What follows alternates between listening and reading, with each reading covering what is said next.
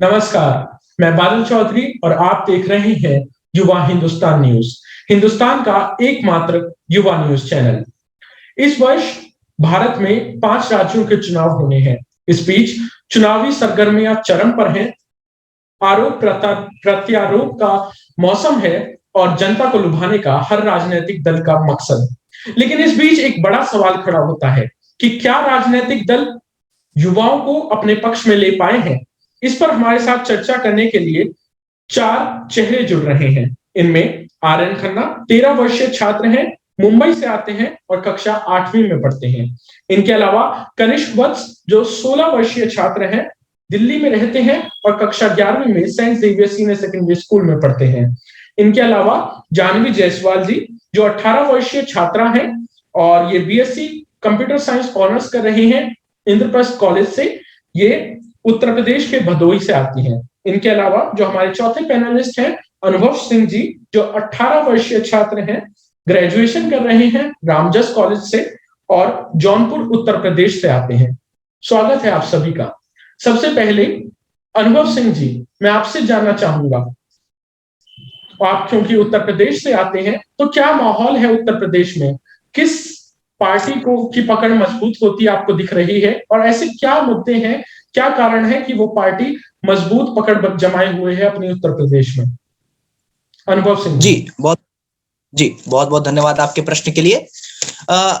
निश्चित रूप से इस बात में कोई संदेह नहीं है कि उत्तर प्रदेश का जो चुनाव होता है वो काफी ज्यादा दिलचस्प होता है और उसके परिणाम भी कहीं ना कहीं असर करते हैं आगे जाके जो राजनीतिक सफर होता है अलग अलग पार्टियों का। वर्तमान परिप्रेक्ष्य में अगर मैं बात करूं तो इस वक्त समाजवादी पार्टी, बहुजन समाजवादी पार्टी और भारतीय जनता पार्टी और साथ में ओवैसी जी की एंट्री, तो कहीं ना कहीं जो उत्तर प्रदेश का जो चुनाव है वो काफी ज्यादा दिलचस्प हो गया है। जी, मुद्दों की आपने बात की, हमेशा हर चुनाव की तरह शिक्षा मुद्दा है, रोजगार मुद्दा है और बिजली, पानी, सड़क मुद्दा है। और अपराध में जो कहीं ना कहीं अभी डाटा एक आया है उसमें भी लगातार क्राइम के मामले में उत्तर प्रदेश आगे आ रहा है, ये भी एक चुनावी मुद्दा है। और साथ ही साथ पश्चिमी उत्तर प्रदेश में जो केंद्र बिंदु पे मुद्दा है जो कहीं ना कहीं परिणाम पर असर कर सकता है वो है किसान आंदोलन जो हुआ। ये कहीं ना कहीं किस तरह उठ जाएगा और ये समुदाय जिस तरफ चला क्या गया, लगता है कौन सी पार्टी अपनी मजबूत पकड़ बनाती हुई दिख रही है अभी के समीकरण में? जी, पश्चिमी उत्तर प्रदेश में क्योंकि समाजवादी पार्टी आरएलडीएस के साथ है और वहां पर उनकी पकड़ मजबूत होती मुझे नजर आ रही है। लेकिन एक जो कह सकते हैं मेजर स्ट्राइक की है भारतीय जनता पार्टी ने कि आंदोलन वो बिल को वापस ले लिया, तो कुछ नुकसान, डैमेज कंट्रोल कुछ ना कुछ तो हो सकता है। पर अभी जो फिलहाल की जो दिख रही है तो मुझे लग रहा है समाजवादी पार्टी आगे चल रही है। जी बिल्कुल, कनिष्क वत्स जी की तरफ जाना चाहूंगा। कनिष्क जी, आप बताइए, कांग्रेस ने एक दांव खेला था महिलाओं को आरक्षण देकर, प्रियंका गांधी जी ने, तो आपको क्या लगता है क्या मायने उस दांव के और क्या वो कारगर नजर आ रहा है आपको दांव?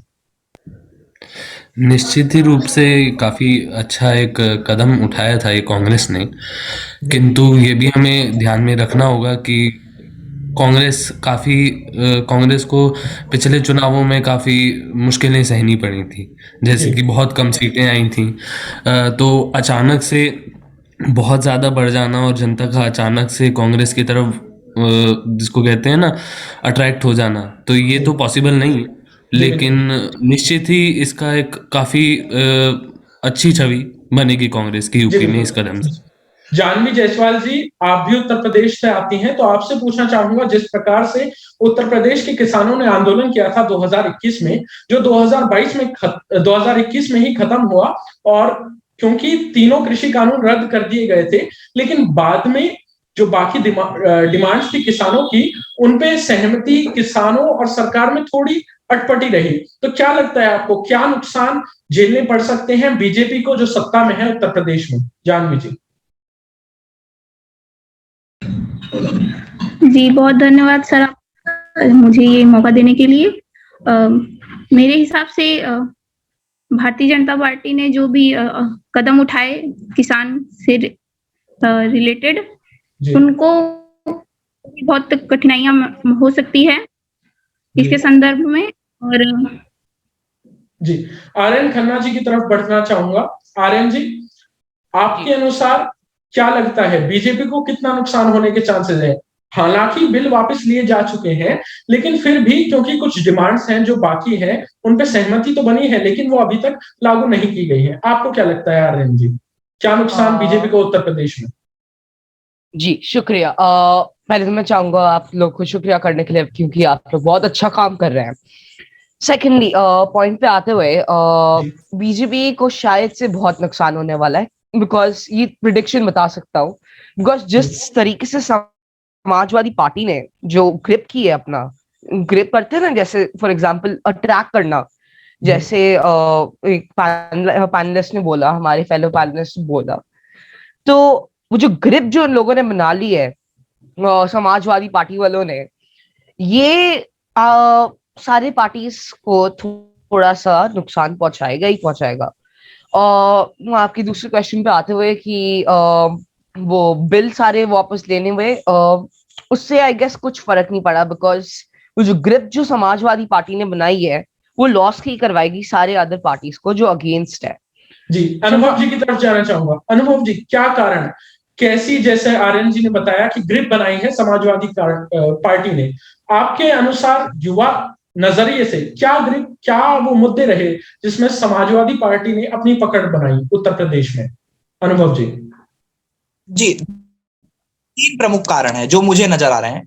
सबसे पहले अगर उत्तर प्रदेश की आप परिप्रेक्ष्य में बात करेंगे, तो उत्तर प्रदेश का एक अतीत ये रहा है कि कोई भी सरकार दोबारा नहीं आती। पिछले 30 सालों में तो सफर ये रहा है, वो नई सरकार को चुनते नहीं है, वो पुरानी सरकार को हटाते हैं। तो आप 2017 में देख लीजिए, 2012 में देख लीजिए, और 22 में भी शायद वो हो जाए। दूसरा कारण है कि जो घोटाले हुए हैं, जो परीक्षा से एन वक्त पहले पेपर लीक हो गए, रोजगार की समस्या, ये कहीं ना कहीं युवा इससे काफी ज्यादा परेशान रहे, और सरकार के पास इसके बचाव में कोई उत्तर नहीं है। और समाजवादी पार्टी ने इस मुद्दे को बहुत ही गहनता के साथ पकड़ा है और उसे आगे लेकर चल रहे हैं, और आने वाले महीने में इस मुद्दे को जितना आगे लेकर अपने कंट्रोल में रखेंगे, परिणाम उतना ही सुखद होने वाला है उनके पक्ष में। और तीसरा जानवी जी, जिस प्रकार चुनाव आयोग ने कुछ दिनों पहले ये ऐलान किया कि राजनीतिक दलों से बात की है और बात के बाद ये फैसला लिया कि चुनाव नहीं टाले जाएंगे उत्तर प्रदेश के, क्या आपको लगता है राजनीतिक दलों ने, सभी ने एक सुर में कहा कि चुनाव ना टाले जाएं? क्या राजनीतिक दल कुर्सी के लालच में जनता को मारने के पीछे अड़े हुए हैं? जानवी जी। जी सर, ऐसा ही कुछ है कि उन्हें अपने सीटों की ज्यादा फिक्र है, न कि जनता की बचाव की। जैसा कि हमने पिछले साल भी देखा था कि पिछली बार उत्तर प्रदेश में जब पंचायती चुनाव हुआ था, उस समय जो टीचर ने ड्यूटी, उन्हें काफी लगभग 1621 जो शिक्षक थे उन्हें हानि हुई थी, उनके मतलब डेथ भी हो गए थे, लेकिन सरकार ने उसे नहीं माना। सरकार के हिसाब से 3 ही शिक्षक उसे नुकसान अफेक्टेड हुए थे। लेकिन जो हम ऐसा कह सकते हैं कि जो भी राजनीतिक दल हैं, उन्हें सिर्फ अपने कुर्सी की ज्यादा फिक्र है, न कि जनता की। कनिष्ठ जी की तरफ जाना चाहूंगा। कनिष्ठ भट्ट जी, आप बताइए, जैसा कि जानवी जी ने कहा राजनीतिक दलों को कुर्सियों की फिक्र है, तो क्यों, जैसा कि मद्रास हाईकोर्ट ने पिछली बार जब वेस्ट बंगाल में चुनाव हुए थे तब भी कहा था, चुनाव आयोग को कहा था कि क्यों ना आपके ऊपर हत्या का मुकदमा कर दिया जाए, क्योंकि चुनाव में दौरान कोविड चल रहा है और स्थिति गंभीर बेहद खराब होती जा रही है, और क्योंकि ओमिक्रॉन का खतरा जो फरवरी में सारे वैज्ञानिक भी बता रहे हैं, इस बीच चुनाव कराना क्यों ना ये टाल दिए जाए? कोई भी पॉलिटिकल पार्टी इसके समर्थन में क्यों नहीं आए कि चुनाव टाल दिए जाए? क्या मकसद रहा? देखिए, रही बात चुनाव आयोग की तो इसमें चुनाव आयोग की कोई गलती नहीं, क्योंकि चुनाव आयोग एक संवैधानिक संविधान के फैसला तो चुनाव आयोग का था ना कनिष्ठ जी।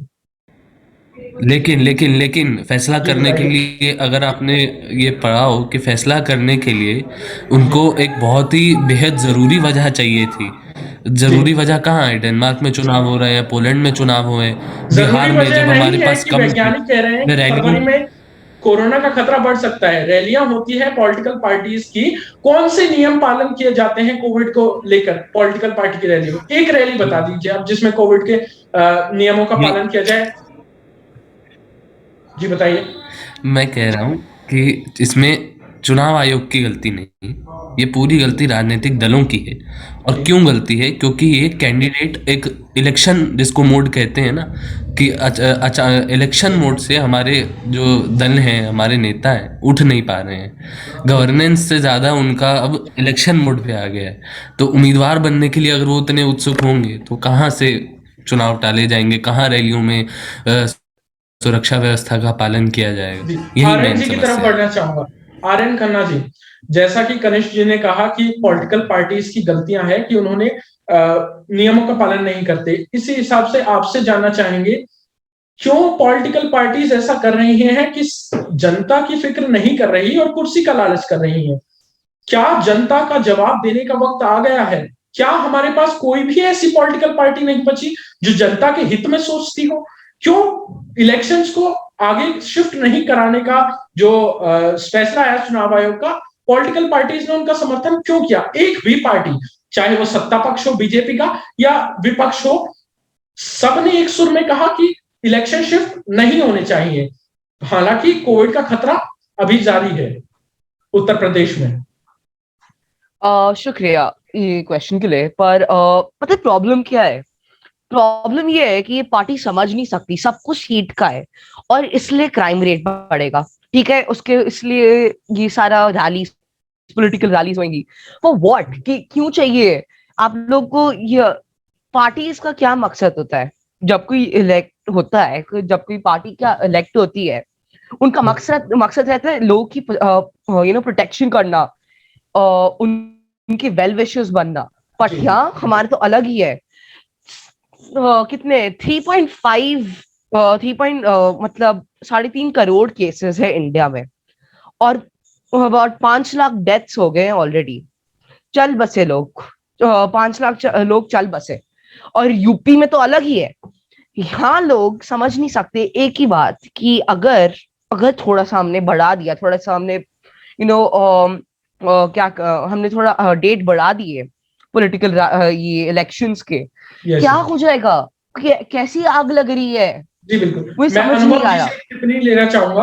अनुभव जी, इलाहाबाद हाईकोर्ट ने कुछ दिनों पहले कहा था चुनाव आयोग से भी और केंद्र सरकार से भी कि इलेक्शन को कुछ समय के लिए टाल देना चाहिए।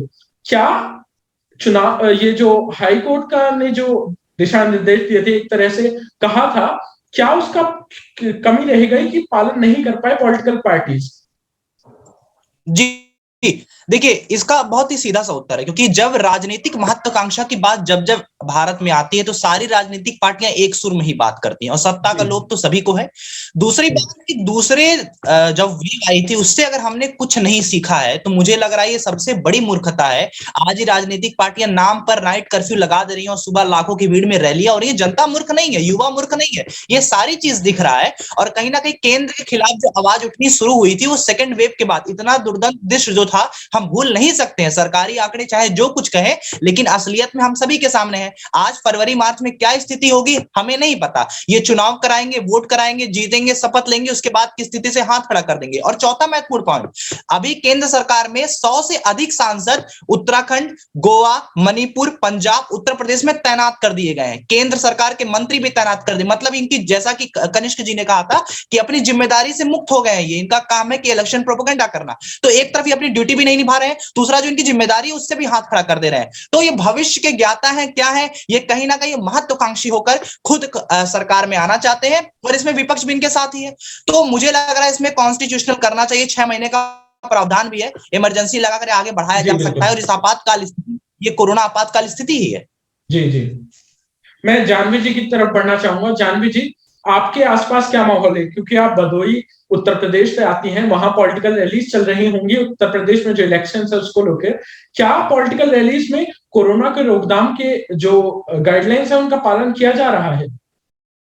जानवी जी। इसके संदर्भ में ये कहना चाहूंगी कि कहने के लिए प्रोटोकॉल्स होते हैं लेकिन रैलियों में फॉलो किया नहीं जाता है उसे।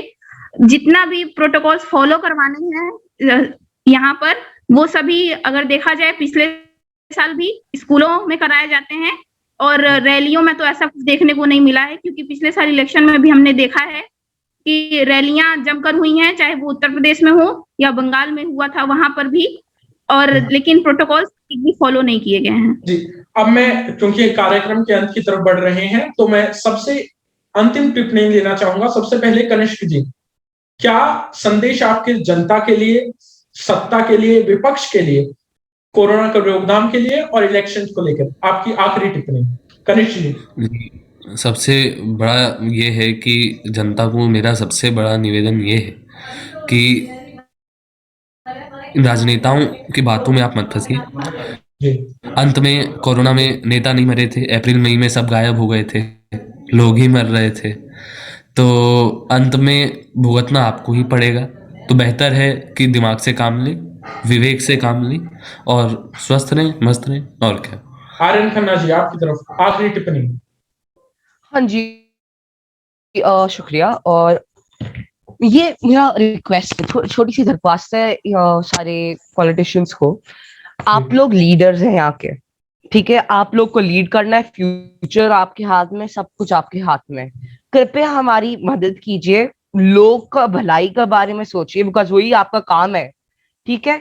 और जनता से यही चाहूंगा मैं बोलने के लिए कि आप लोग कृपया घर से बाहर ना निकले ज्यादा, क्योंकि अगर ये हुआ कोविड-19 केसेस बढ़ जाएंगे, कोविड-19 केसेस बढ़ेंगे, 2020 सिचुएशन हो जाएगा, और अगर वो हुआ लोग मर जाएंगे, चल बसेंगे अनुभव जी की तरफ बढ़ते हैं, जो कोई नहीं चाहता आपकी इस टाइम टिप्पणी। पे। अनुभव जी।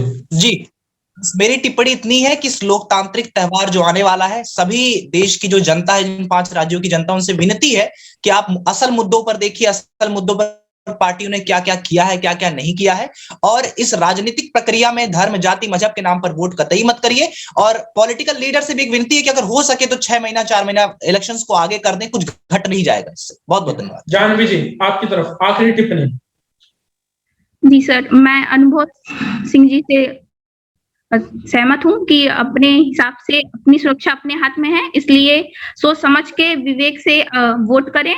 और अगर हो सके पॉलिटिकल नेताओं से भी यही रिक्वेस्ट है कि 6 महीने के लिए चुनाव को पोस्टपोन कर दिया जाए, और अगर नहीं किया जा सकता है तो लोग जो लोग हैं यहाँ के, उनसे यही विनती है कि धर्म और जाति के नाम पर वोट ना करें।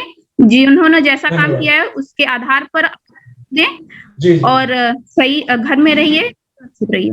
जी, धन्यवाद आप सभी का हमारे साथ जुड़ने के लिए। अंत में कार्यक्रम को अंत करने से पहले मैं बस इतना कहना चाहूंगा कि दुर्भाग्य है उत्तर प्रदेश का, इस देश का, कि एक भी राजनीतिक दल, ये नहीं कहा किसी एक भी राजनीतिक दल ने कि इलेक्शन पोस्टपोन किए जाने चाहिए। क्या कुर्सी का लालच इतना बढ़ गया कि जनता की जान की फिक्र नहीं? इसलिए बस इतना कहना चाहूंगा कि जनता जवाब देगी।